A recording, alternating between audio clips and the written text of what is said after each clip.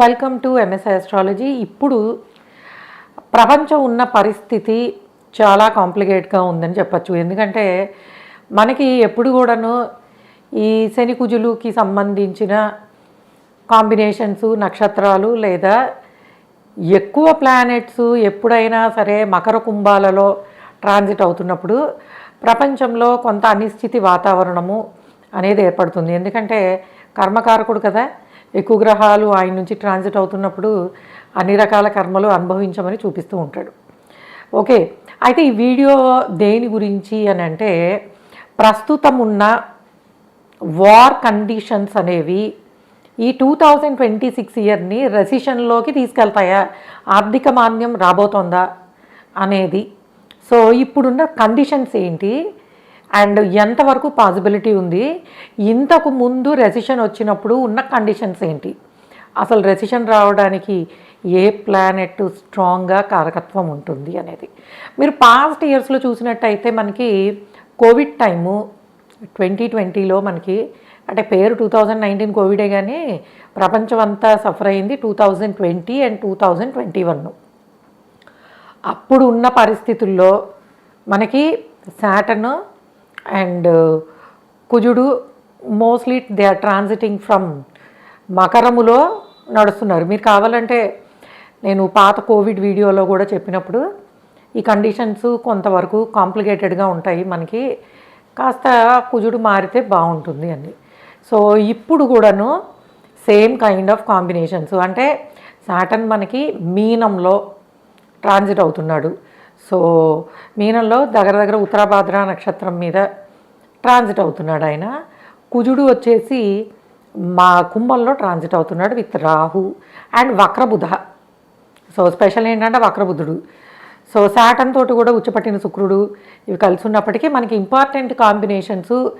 ఎందుకు మనము ఇప్పుడున్న కాంబినేషన్స్లో టఫ్ కండిషన్లో ఉన్నాము అండ్ ఇది ఎప్పుడు రిజాల్వ్ అయ్యే పాసిబిలిటీ ఉంటుంది అంటే అరౌండ్ ఏప్రిల్ 20 టైంకి కొంతవరకు పరిస్థితులన్నీ సర్దుమణిగి ముందుకు వెళ్ళడానికి.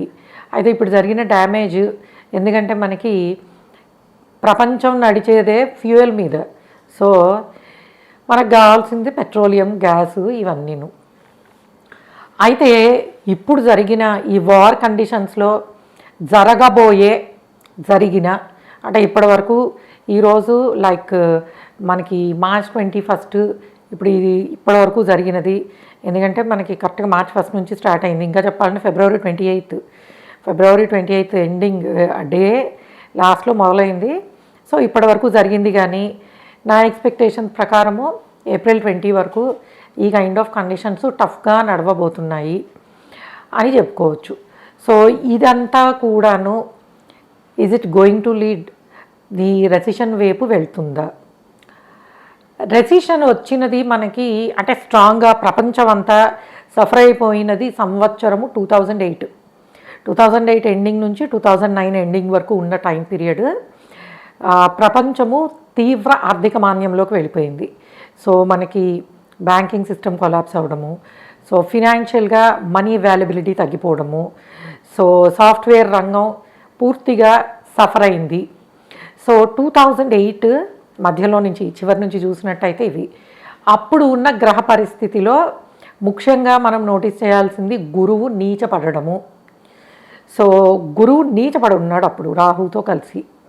సో అంతకుముందు కూడా కొన్ని ఆర్థిక మాంద్యాలని మనం చూసాము, అది నేను పాస్ట్ వీడియోస్లో కూడా చెప్పాను.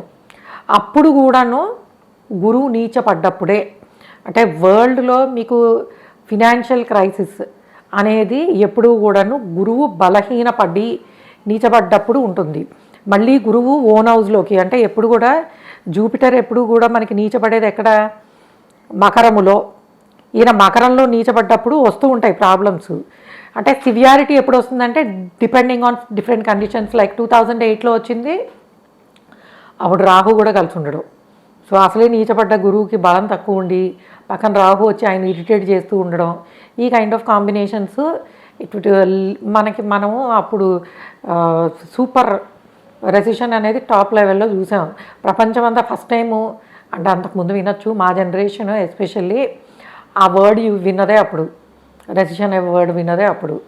సో అయితే ఈ సంవత్సరం అలాంటి కండిషన్స్ ఉన్నాయా అని అంటే లేవనే చెప్పచ్చు. ఎందుకంటే గురువు బలహీనముగా ఉన్నప్పుడు ఆర్థిక మాంద్యాలు రావడం అనేది ఇప్పటి వరకు చూసాం మనము. అయితే మనకి జూన్ నెలలో గురువు ఉచ్చ స్థితిలోకి వెళ్ళిపోతున్నాడు. అంటే ఆల్రెడీ మిథునములో ఉన్న గురువుకి ఎగ్జాల్టేషన్ సైన్కి దగ్గరగా ఉన్న కారణంగా బలము ఉంటుంది. ఓకే. అయితే మొన్నటి వరకు మనకి గురువు వక్రంలో ఉన్నాడు, అయినా కూడాను ఎక్కువ గ్రహాలు సాటర్న్ కాంబినేషన్స్లో, అంటే కుంభంలో అండ్ మీనంలో శని అక్కడే ఉన్నాడు. ఆయనతో కలిసి ఉన్న కుంభంలో ఉన్న సాటర్న్ ప్రభావం ఎక్కువ. అన్ని ప్లానెట్స్ని పాజిటివ్ చేసేంత ఎనర్జీ జూపిటర్ది సరిపోదు. కానీ నార్మల్గా గురువు ఎగ్జాల్టేషన్లోకి వచ్చేటప్పటికి, అంటే జూన్ టైంకి ఎగ్జాల్టేషన్లోకి వచ్చేస్తాడు ఆయన. గురువు ఉచ్చపట్టిన స్థితిలోకి వచ్చిన దగ్గర నుంచి ప్రపంచానికి జ్ఞానం అనేది, అంటే ప్రాబ్లమ్స్ని సాల్వ్ చేసుకునే ఇంటెలిజెన్స్ అంటారా, రీసెర్చ్ అంటారా, రీసెర్చ్ ఫలితం అంటారా, లేకపోతే మేధావుల నుంచి వచ్చే సలహాలు అంటారా, వాటి కారణంగా ఎకానమీలో ఏర్పడ్డ ఈ కైండ్ ఆఫ్ అన్సర్టనిటీ అనేది తగ్గిపోతుంది. అంటే మనకి రెసిషన్ అనేది లాస్ట్ టైం వచ్చినప్పుడు 2008లో మనం దగ్గర 2 ఏళ్ళు సఫర్ అయ్యాము. మళ్ళీ 2010 మధ్యలో గురువు మనకి మీనంలోకి చేరుకున్న తర్వాత మాత్రమే రిలీఫ్ అనేది మొదలైంది. ఎట్ ద సేమ్ టైము ఇప్పుడు అలాంటి పరిస్థితి లేదు. కాకపోతే ఎప్పుడు కూడాను గురువు ఉచ్చపట్టినప్పుడు గురు సంబంధమైనవి ధనకారకత్వము, బంగారానికి సంబంధించి ప్రాస్పారిటీ అనేది చాలా బాగుంటుంది.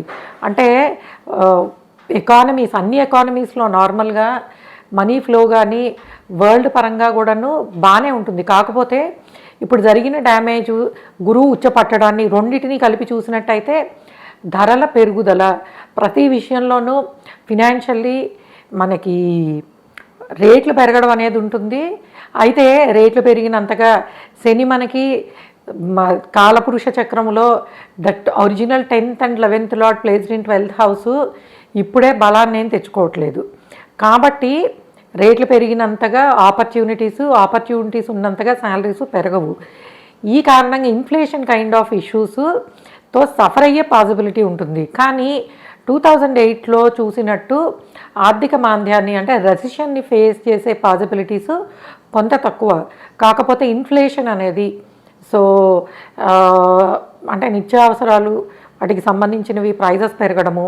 అయితే ఇది కూడా జూన్ తర్వాత నుంచి కొంతవరకు, అంటే లైక్ ఎప్పుడు కూడా గురు బలం పెరిగినప్పుడల్లా ఏమవుతుందంటే మనకి ఎక్స్పర్ట్స్, డిఫరెంట్ ఫీల్డ్స్లో ఉన్న ఎక్స్పర్ట్స్ వాళ్ళ ఎక్స్పర్టైజ్ని ప్రపంచానికి అందిస్తారు. అంటే ప్రతి దేశంలోనూ కండిషన్స్ని ఇంప్రూవ్ చేసుకోవడానికి చేసే ప్రయత్నాలు, కావాల్సిన నాలెడ్జ్ లేదా ఆల్టర్నేటివ్స్ని డెవలప్ చేసుకోవడము, వీటి కారణంగా మనకి గురుబలం పెరిగిన దగ్గర నుంచి కూడాను తప్పకుండా ఉన్న కండిషన్స్ అన్నీ నిదానంగా, అంటే సొల్యూషన్ వైపు తీసుకెళ్ళిపోతాడు.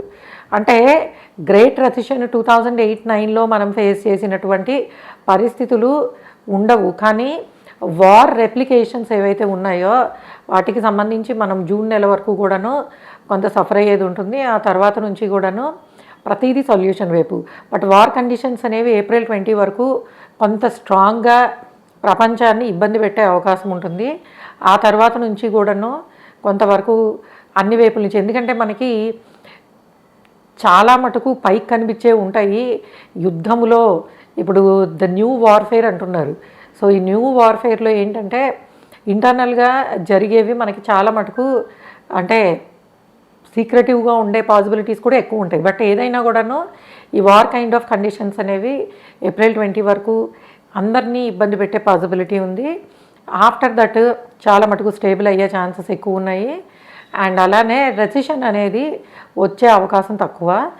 ధరలు పెరుగుతాయి. బట్ జూన్ తర్వాత నుంచి ప్రతి విషయంలోనూ అందరికీ ప్రాపర్గా అన్ని అవకాశాలు ఉండడానికి. కాకపోతే job markets are going to ఎప్పుడు కూడాను మనకి ఈ కొంతవరకు సాటర్న్కి బలం పెరిగే వరకు కూడా, ఎందుకంటే న్యాచురల్గా ఉద్యోగాలు వీటిలో మనము ఎక్సెల్ ఉండేది అప్పుడే.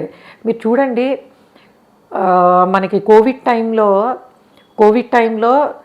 వచ్చినప్పుడు 2020లో సాటర్న్ మనకి ద న్యాచురల్ 10th హౌస్లో ట్రాన్సిట్ అవుతున్నాడు, బలంగా ఉన్నాడు. అప్పుడు మీరు అవ్వడానికి కోవిడ్ రిస్ట్రిక్షన్స్ అయినా కూడాను ఎప్పుడైతే ఆయనకి ఓన్ హౌస్లో ఉండి ట్రాన్సిట్ అవుతున్నప్పుడు ప్రొఫెషనల్గా ఇంటి దగ్గర ఉన్నా ఎలా ఉన్నా కూడా వర్క్స్ అందరివి బాగానే నడిచాయి. సో ఎప్పుడైతే ఆయనకి నీచ స్థితికి దగ్గర పడుతున్నాడో అప్పటి నుంచి కూడాను మనకి ఈ ఉద్యోగాలకు సంబంధించిన ఇబ్బందులు వరల్డ్ వైడ్గా ఎక్కువ అయ్యాయని చెప్పచ్చు. ఎందుకంటే గురువుగారేమో ఉచ్చస్థితికి దగ్గరగా ఉన్నాడు, శనేమో నీచ స్థితికి దగ్గరగా వెళ్తున్నాడు. సో ఇలాంటివి సందర్భాల్లో ఏమవుతుందంటే కొంతవరకు జాబ్ మార్కెట్స్ అనేవి సఫర్ అవడము, బట్ ఫినాన్షియల్ మార్కెట్స్ వాటిని ఇంప్రూవ్ చేసుకోవడానికి కావలసిన విధంగా బ్యాంకింగ్ వ్యవస్థ ఆర్ ఫినాన్షియల్ ఇన్స్టిట్యూట్స్ వర్క్ చేయడానికి ఎక్స్పర్టైజ్ అనేది మనందరికీ అంటే ప్రభుత్వాల దగ్గరకు రావడానికి పాసిబిలిటీ అనేవి కనిపిస్తున్నాయి.